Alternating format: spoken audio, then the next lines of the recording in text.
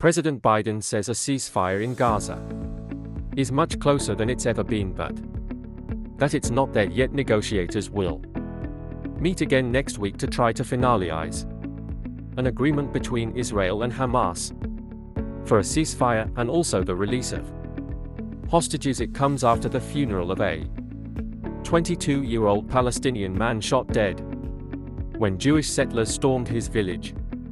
Last night the attack took place in Jit, in the north of the occupied West Bank, and was condemned by the Israeli Prime Minister Benjamin Netanyahu. Our Middle East correspondent Lucy Williamson reports no one knows who made Rashid Sedda village hero who shot the young worker as he threw stones to keep armed Jewish settlers at bay, but they know who to blame. Even the ambulance that came for him was blocked by the army. They waited until he died. The blame is more on the army because they are not controlling the settlers. They protect them. His mother said she didn't know if it was a settler or a soldier who fired the fatal shot. Rashid's brother Mahi took me to where he was killed. The village boundary fence broken in several places. A neighbor said dozens of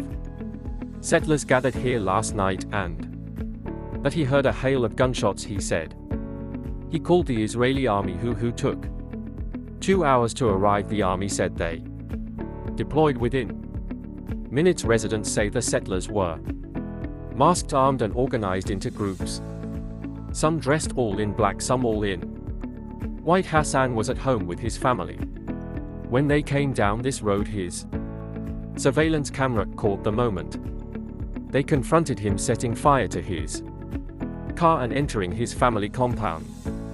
They were all armed with automatic weapons, light weapons, pepper spray. Their attack was organized. They had a clear goal to kill or burn. Here we are unarmed.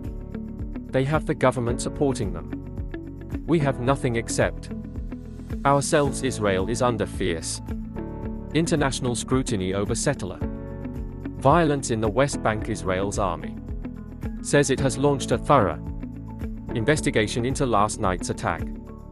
Those gathered for Rashid's funeral prayers had little faith in justice. The body of Rashid Sedda is leading a procession of anger through the village of Jet. People here trace this violence right back to the behavior of Israeli security forces and the policies of Israeli politicians. A Palestinian village surrounded by Israeli settlements, distrustful of his Israeli forces, burying their anger along with their grief. Let's join Lucy in Jerusalem. Just now, and Lucy, there are ceasefire talks underway. What's the latest on those? Well, we've heard that the U.S.